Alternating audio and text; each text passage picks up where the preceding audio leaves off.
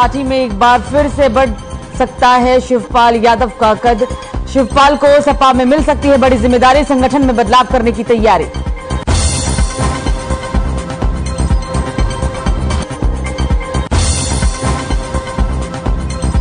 बुलंदशहर में सिकंदराबाद की बेटी ने किया जिले का नाम रोशन, चार्टर्ड अकाउंटेंट बनी सिकंदराबाद की बेटी शिल्पी पवार, परिवार में खुशी की लहर।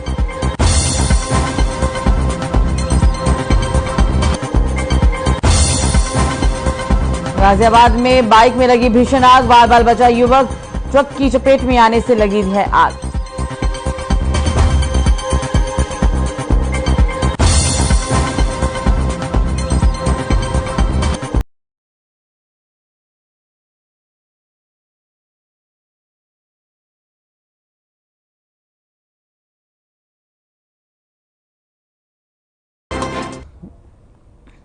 नमस्कार, यूपी की खबरों में आपका स्वागत है। मैं हूं आपके साथ सुरभि राजपूत। बुलेटिन की शुरुआत कर रहे हैं बड़ी और अहम खबर के साथ। बड़ी खबर गाजीपुर से सामने आ रही है, जहां राजनीतिक सभा करेंगे जेपी नड्डा। अपने दूसरे कार्यकाल की शुरुआत करेंगे जेपी नड्डा। आपको बता दें कि राष्ट्रीय कार्यकारिणी की बैठक में ये फैसला लिया जाएगा। साथ ही राष्ट्रीय अध्यक्ष की नियुक्ति भी 16 और 17 जनवरी को दिल्ली में होने वाली है। बैठक सरकार की उपलब्धियों के साथ चुनाव का शंखनाद भी करेंगे। बीजेपी प्रदेश अध्यक्ष भूपेंद्र चौधरी भी गाजीपुर पहुंचेंगे। बड़ी खबर इस वक्त की टीवी स्क्रीन पर आपको बता दें, ये बड़ा फैसला आप इसे कह सकते हैं। आपको बता दें कि 16 और 17 जनवरी को यह बैठक होने वाली है। बैठक के बाद 20 तारीख को कार्यक्रम का आयोजन भी किया जाएगा। और साथ ही आपको बता दें कि जेपी नड्डा गाजीपुर पहुंचेंगे और इस दौरान राष्ट्रीय अध्यक्ष की नियुक्ति भी की जाएगी। 16 और 17 जनवरी को सभा होने वाली है। सरकार की उपलब्धियों के साथ चुनाव का शंखनाद भी होगा। बड़ी खबर आपकी टीवी स्क्रीन पर। राष्ट्रीय कार्यकारिणी की बैठक में लिया जाएगा फैसला। राष्ट्रीय अध्यक्ष की नियुक्ति 16 और 17 जनवरी को ये बैठक होगी और इसके बाद सरकार की उपलब्धियों के साथ चुनाव का शंखनाद भी किया जाएगा।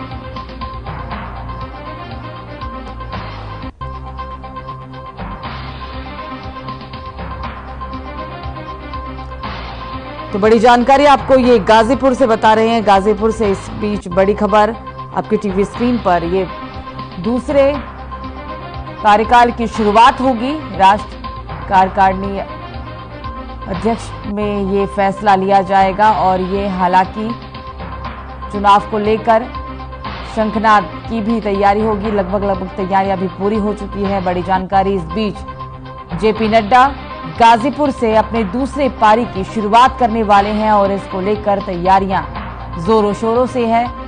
चुनाव को लेकर तैयारियों के बारे में आपको बता दें कि यहां पर चुनाव का शंखनाद भी किया जाएगा। राष्ट्रीय कार्यकारिणी में बैठक में यह फैसला लिया गया है। राष्ट्रीय कार्यकारिणी की बैठक में यह अहम फैसला लिया गया। जेपी नड्डा अपने दूसरे कार्यकाल की पारी की जो शुरुआत है वो गाजीपुर से करने वाले हैं। बीजेपी प्रदेश अध्यक्ष की मौजूदगी में यह बैठक।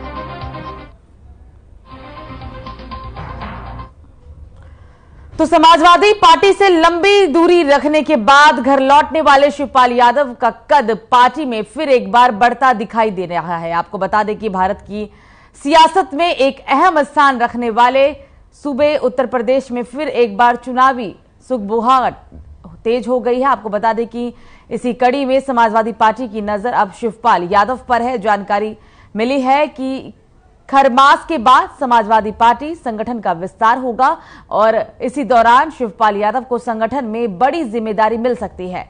निकाय चुनावों में समाजवादी पार्टी कोई कोर कसर नहीं छोड़ना चाहती। यही वजह है कि ऐसे में पार्टी प्रमुख अखिलेश यादव भी लगातार दौरे कर रहे हैं। अब जानकारी मिली है कि पार्टी 15 जनवरी के बाद संगठन में बड़े बदलाव करने की तैयारी में है। इन्हीं बदलावों में से एक है और इसी के तहत ये बड़ी जिम्मेदारी शिवपाल यादव को दी जा सकती है।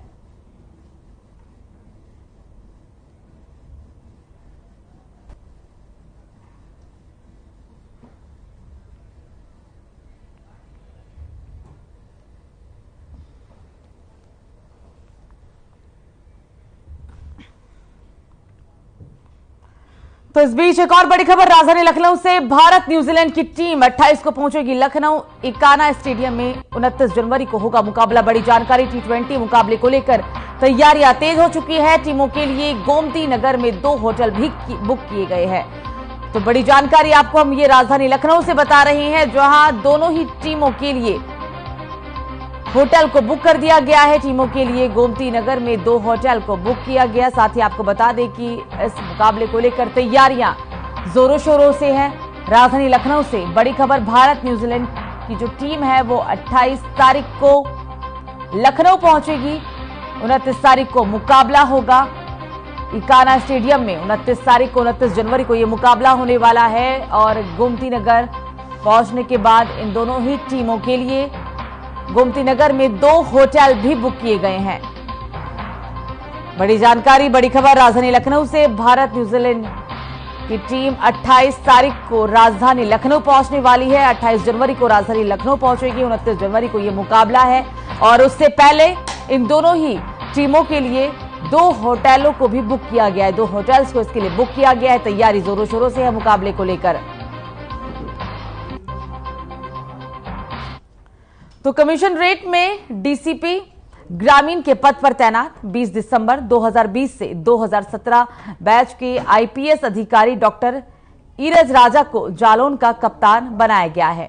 अपने 2 साल से अधिक के कार्यकाल में जिला गाजियाबाद में उन्होंने 120 से ज्यादा ऑपरेशन लंगड़ा अभियान में लंगड़ा कर एक इतिहास कायम किया था। अपनी तेज तर्रार छवि, सहनशीलता और व्यवहार के चलते गाजियाबाद जनता और मीडिया में एक अलग ही उनकी पहचान भी है। आपको बता दें कि जिले में रहते हुए कई राजनेताओं को उन्होंने जेल भेजने का भी काम करवाया था और कई मामलों में अपने आप को कठिन समय में साबित करके भी उन्होंने दिखाया था।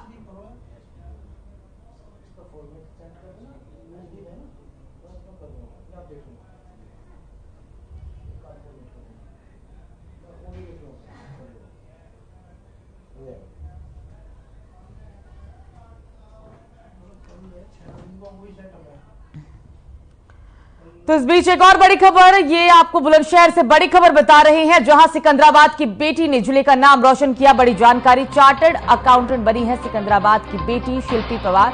आपको बता दें कि कक्षा 12वीं तक सिकंदराबाद के डिवाइन स्कूल में ही शिल्पी ने पढ़ाई लिखाई भी की और सीए बनने पर शिल्पी के परिवार में काफी खुशी देखने को मिल रही है। परिवार में खुशी की लहर है। सिकंदराबाद के हीरा लालगढ़ी की मूल निवासी है शिल्पी। सिकंदराबाद एसडीएम कॉलोनी में रहता है शिल्पी का परिवार।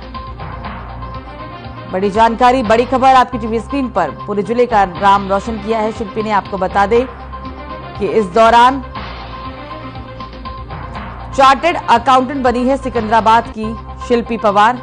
कक्षा 12वीं तक उन्होंने सिकंदराबाद के डिवाइन स्कूल में ही पढ़ाई की थी और सीए बनने के बाद से ही शिल्पी के परिवार में खुशी की लहर है। सिकंदराबाद के हीरा लालगढ़ी की मूल निवासी है शिल्पी और शिल्पी का पूरा परिवार सिकंदराबाद एसडीएम कॉलोनी में रहता है। इस बेटी ने पूरे ही जिले का नाम रोशन किया है।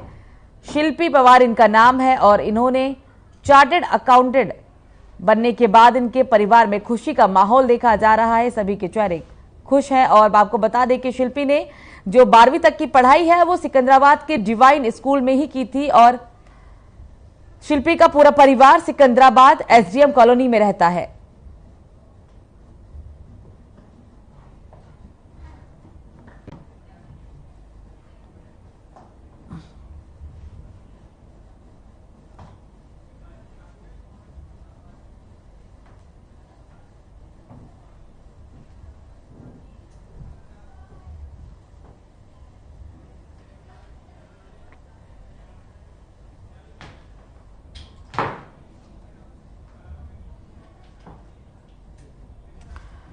तो फतेहपुर में एक इमली का पेड़ 1857 की प्रथम स्वतंत्रता संग्राम की आज भी गवाही दे रहा है। 1857 की प्रथम स्वतंत्रता संग्राम में अंग्रेजों के खिलाफ युद्ध का बिगुल फूंकने वाले अमर शहीद ठाकुर जोधा सिंह अटैया और उनके 51 अज्ञात साथियों को 28 अप्रैल 1858 को फांसी दे दी गई। जिस इमली के पेड़ में इन क्रांतिकारियों को फांसी दी गई वो आज एक तीर्थ बन चुका है। फतेहपुर जनपद के बिदंकी से बकेवर जाने वाले मुगल रोड में बारादान गांव में स्थित ये इमली का पेड़ आजादी की लड़ाई लड़ने वालों की शहादत का गवाह बना हुआ है। आपको बता दें कि शहीद स्मारक स्थल 52 इमली के नाम से ये विख्यात है। शहीदों की चिताओं पर लगेंगे हर बरस मेले, वतन पर मरने वालों का यही बाकी निशा होगा। आज हम फतेहपुर जनपद के बिंदकी तहसील के अंतर्गत बिंदकी और जहानाबाद मुगल मार्ग पर एक शहीद स्मारक स्थल है जिसे 52 इमली के नाम से जाना जाता है। उसके बारे में कहा यह जाता है कि 1857 की प्रथम स्वतंत्रता संग्राम में यहाँ के सूरवीर जोधा सिंह गटैया ने को 51 साथियों समेत यानी कुल मिलाकर के 52 लोगों को फांसी दे दी गई और वो 52 इमली के नाम से जो इमली का पेड़ प्रसिद्ध हुआ, हम अपने कैमरामैन से कहेंगे कि उस पेड़ को दिखावें। आपको ये भी बताते चलें कि 1 महीने तक यहाँ पर उन 52 जो लोगों को शहीद हुए थे, जिनको फांसी पे लटकाया गया था, उनके 1 महीने तक यहाँ पर इसी पेड़ पर सौ लटकते रहे। बाद को यहाँ पर किसी अनजान व्यक्ति द्वारा जब ऐसी स्थिति दिखाई पड़ी तो उन समों को उतार करके यहाँ से लगभग 25 किलोमीटर दूर शिवराजपुर गंगा के किनारे उनको जो है दाह संस्कार किया गया। तो ये है यहाँ का एक सही तीर्थ स्थल माना जाता है और कहा तो ये जाता है कि यहाँ पर जितने भी जो है दर्शनार्थी आते हैं वो यहाँ पर आते ही ट्रक दिल्ली से लखनऊ चोकर लेकर जा रहा था। अनियंत्रित होकर ट्रक डिवाइजर से जा टकराया, जिसके बाद उसमें आग लग गई। ये पूरा मामला थाना बेहटा मुजावर के अंतर्गत ग्राम पोस्ट गौरिया कला के पास का है। फिलहाल पुलिस ने मृतकों के शवों को कब्जे में लेकर पोस्टमार्टम के लिए भेज दिया है। पुलिस मामले की जांच। अब संजय कुमार इटावा के नए एसएसपी हैं।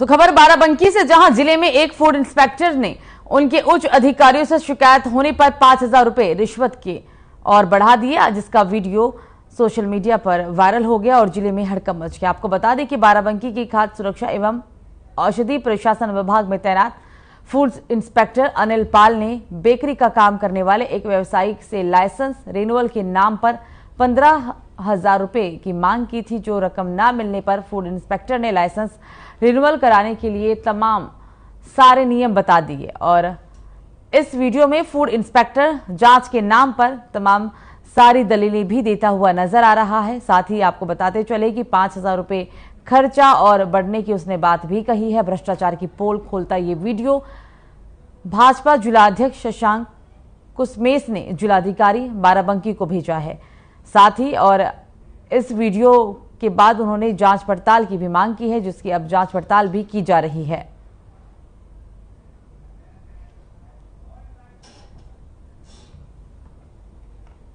ये दिखाई पड़ रहा है कि वो प्रार्थी से जो जिसके यहाँ पे जांच का मामला था उससे उन्होंने बताया कि अब खर्चा बढ़ गया है और सही झूठी रिपोर्ट लगानी पड़ती है। जब ये मामला मेरे संज्ञान में आया और मुझको शिकायती पत्र प्राप्त हुआ, तत्काल मैंने जिलाधिकारी बाराबंकी को शिकायती पत्र अपने पैड पे के साथ संलग्न करके उनको दिया। जिलाधिकारी बाराबंकी ने तत्काल गंभीरता इस शिकायत की गंभीरता को देखते हुए, प्रकरण की गंभीरता को देखते हुए तत्काल जांच के आदेश दिए हैं और उन्होंने पूर्ण रूप से आश्वस्त किया है कि इसमें जो भी उचित कार्यवाही होगी वो उनके द्वारा की।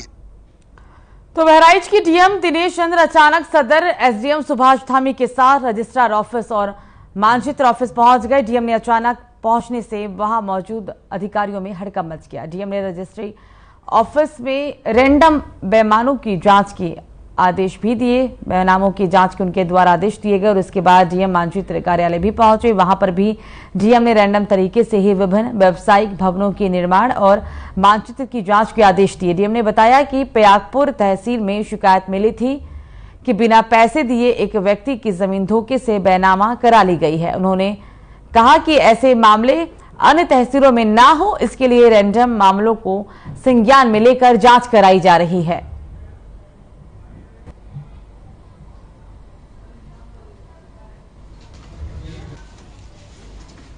तहसील दिवस प्रयागपुर में 2 प्रकरण मेरे संज्ञान में आए थे, जिनमें बेनामी में खाता संख्या अकाउंट नंबर देकर प्रतिफल को दिए जाने का उल्लेख करते हुए बेनामा कराया गया था। जबकि शिकायत तहसील में ये आई कि जो खाता और अकाउंट नंबर दिया गया है उसमें पैसा नहीं आया है और बेनामा करा लिया गया है। उसने विक्रेता के खिलाफ एक प्रकार से 420 की है। तो इसी प्रकार के मामले अन्य तहसीलों में ना हो, उसको रैंडमली चेक करने के लिए मैंने कुछ बैनामे लिए हैं। उसकी जांच करा रहा हूं, उसमें देखता हूं कि ऐसा कोई प्रकरण तो नहीं है। तो फिलहाल खबरों में मुझे दीजिए इजाजत। नमस्कार।